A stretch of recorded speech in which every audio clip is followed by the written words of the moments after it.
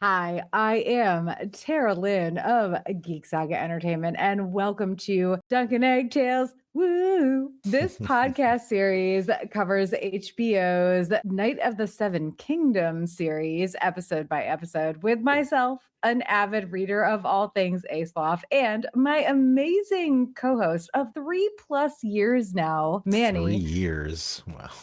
a Wow. Game of Thrones fan who is unsullied, aka has never read the books. We are your stalwart hosts. So, first things first, you can find me on Blue Sky, Facebook, Instagram threads, and YouTube at A Geek Saga. And I'm Manny, the aforementioned unsullied co-host, and you can find me on Facebook and Instagram at Benissimo Art. Thanks for joining us for this episode, which will cover Night of the Seven Kingdoms, Season 1, Episode 1, titled The Hedge Knight. As a reminder, expect spoilers from the episode we're covering, but less obvious, there will be very minimal book spoilers from the Night of the Seven Kingdoms novella collection, which is, of course, the source material for this show, but only up to and including what has happened in aired episodes. In this case, in the single aired episode of this show. We are going to kick off with our episode summary, such as it is, and then we'll get into our tallest tales, aka our hot takes from the episode, followed by our favorites roundup featuring our personal favorite things. After that, we will close out by touching on Maester Manny's predictions on what might come next. We also have a rating system that we will, as in our Hot D Takes series, fill in where and when we please. And that includes rating things on a scale of 1 to 10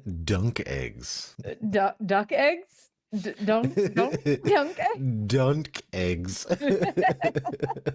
All right, just one last piece of business before we dig in. Do not forget that Geek Saga Entertainment has a Patreon with 10 tiers ranging from $1 a month to $40 a month. It offers tons of ways to support us and receive some great perks in return. What we are specifically doing for Night of the Seven Kingdoms is that $5 a month and up patrons will have access to our live streams. I will be honest, these are going to be kind of varying in when we are able to air them. So the notice of when we are going to air might come kind of short notice, but $5 and up patrons will have access to these live streams. Tonight's is a mess because it's 11 o'clock at night on a weekday. But we're both on the same time zone this time also. So I know. At least that's good. No, it's not good. I was telling you, I was like, if this is 7 o'clock, it would be like no big deal. So we will not be live streaming on Sunday nights, except for the premiere and the finale. Just to be very clear, the rest of the time we'll be doing them on Monday nights, but $5 and up patrons will get access to the live stream, and $3 and up patrons will get access to the video of the live stream very, very soon after, within 24 hours at most. Make sure to check that out at patreon.com/geeksaga_entertainment.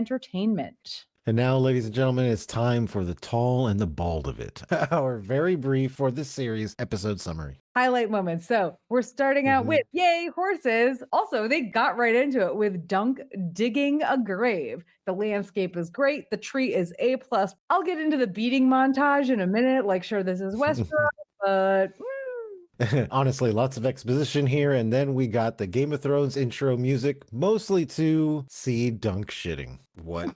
However, I was like, all right, I can do this. It's fine. They did a really good job on just kind of, showing it visually of what something like this would be. However, I do appreciate that generally when you think of Game of Thrones, what do you think? You think a bunch of titties and penis and people getting hit with arrows and shit. No, this one is just Duncan literally just fucking explosive out of his ass. And you know what? I'm here for it. I'm sorry. I'm totally here for it.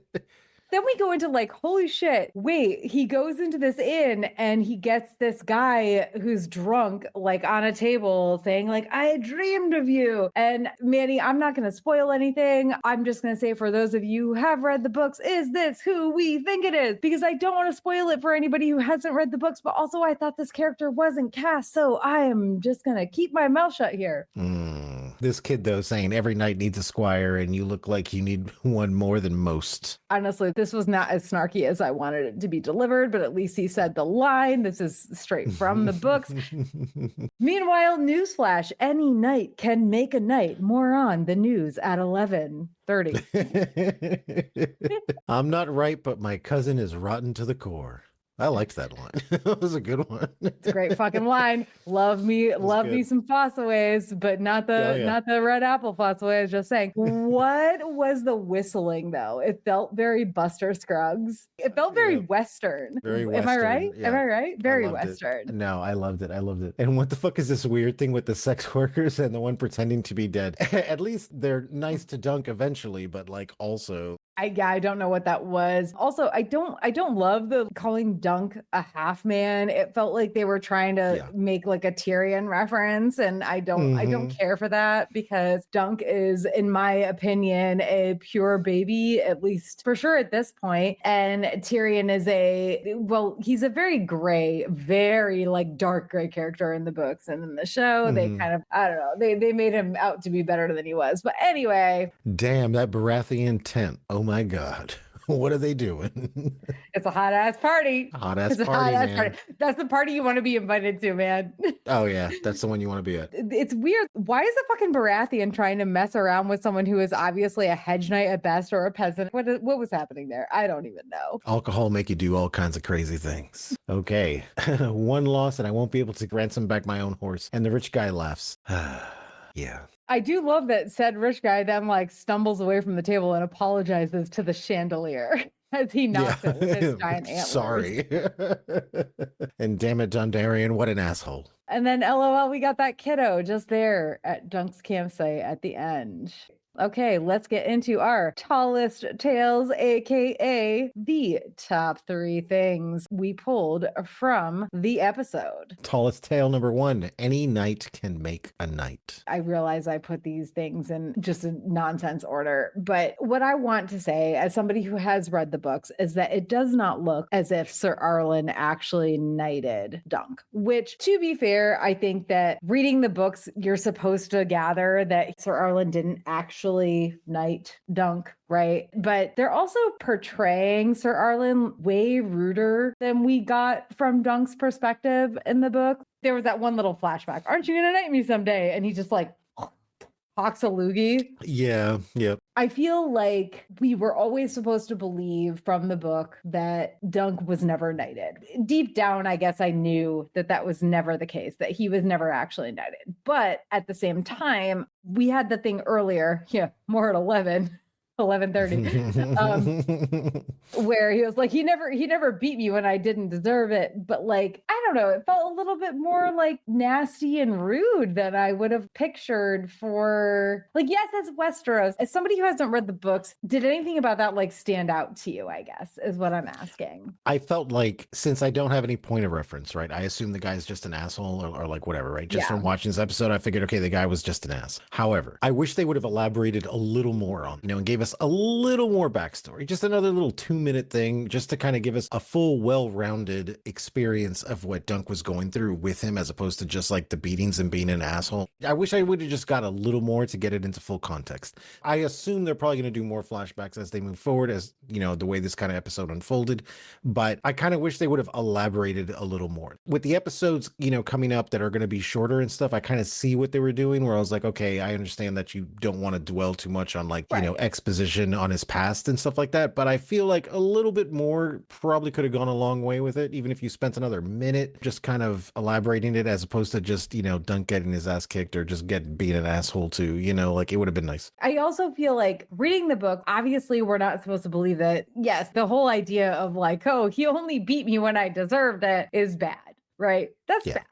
But I also always got the impression that Sir Arlen was actually good to Dunk. I guess there was like this deep-seated part of me that wanted to believe that he actually knighted him, even though I was pretty sure, even from reading it, that he never did. And now from what we've seen so far on the show, he never did. Maybe we'll see another flashback that changes that, but he never did. But also, What frustrates me is that I feel like what little we have seen and probably are ever going to see is very abusive and very rude. And I felt like Dunk has had these, I mean, I don't know, maybe it's like a Stockholm syndrome thing. I don't know, but I never felt that from the book. So I'm not sure how I feel about this idea of, okay, fine, he didn't knight him, but also he was a huge asshole. I don't know. I have a lot of thoughts on this that I don't have time to remunerate on, maybe in future episodes. But I also wanted to point out this whole when Dunk goes to the game master,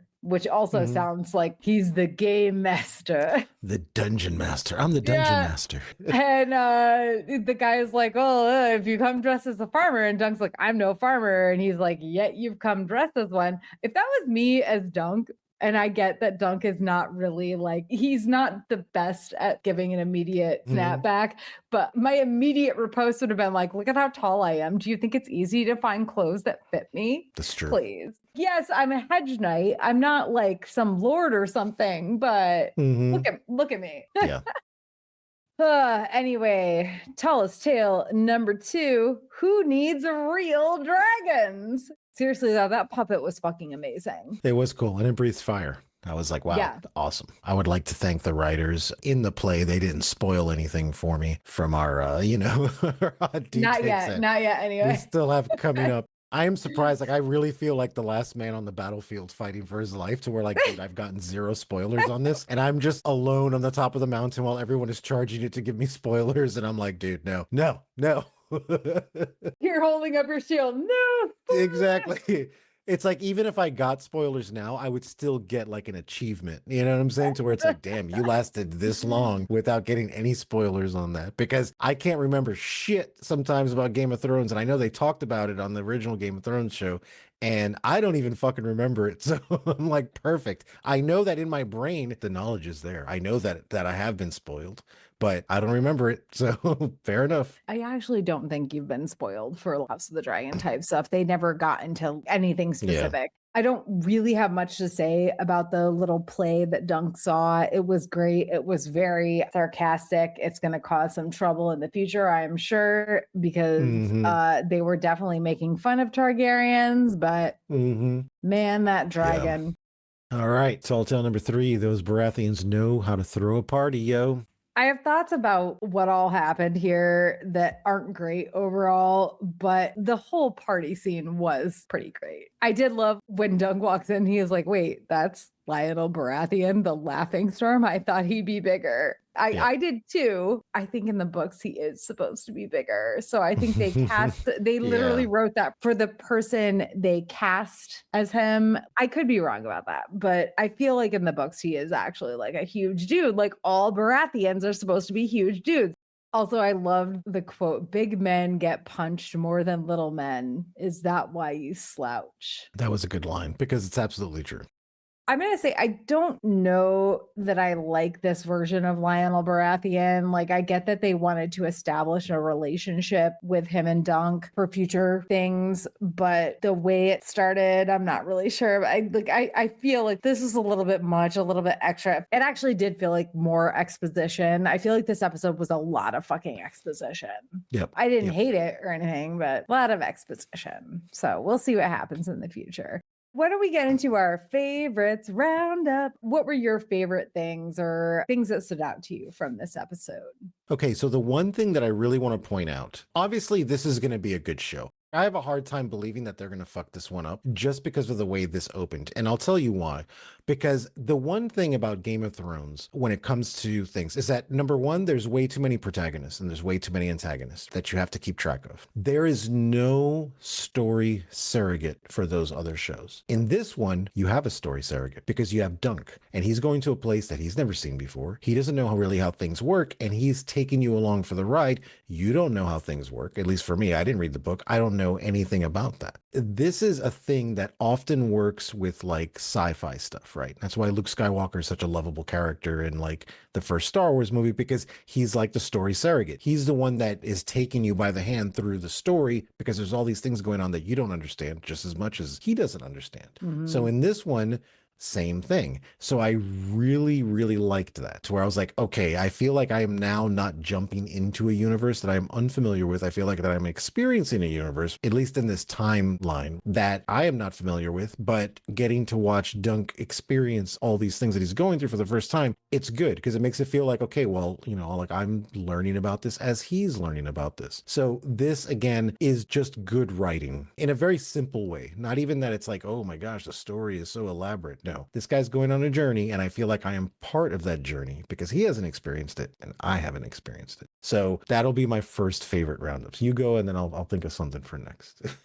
I just want to say, so when he gets to the inn and the woman who's running the inn, she like drinks out of a cup and then like pours like ale or whatever into the cup to serve to him. All I could think of was like, choke up, which is like a very personal joke to me, but I will never not see somebody drink out of a rando's cup and be like, oh, that's a choke up. At the beginning of the episode, I was like, oh my God, why is he talking to the horses so much? This is like so much exposition. Like, I love me some horses and I love like having conversations with your pets because I do that all the fucking time. But I was like, oh, they're just using the horse conversation as like exposition, like show don't tell sort of thing. But I also very quickly ended up loving how much Dunk talked to the horses. I personally love, for one of my favorites roundups, that the storytelling on this so far, it's not pushing it. They're not forcing anything. I don't want to say it's like a slow burn because I don't think like a slow burn really qualifies for this, because from what I gather, the way the story is, this is more of just kind of like adventures. At least so far, I never read the books. I don't know, but there isn't some like grand, antagonist and everything is building up to this kind of thing. Like I felt like it was a good job of making it like, I'm really hoping that this is like the Cowboy Bebop of Game of Thrones, where it's like the random things. Cause so many shows don't do that anymore, right? Yeah. There's so many shows where it's like every episode has to be part of the arc. And like, I'm like, look, you know what, dude? I want an episode of Game of Thrones where they're all fucking playing soccer. That's it. Just for an episode.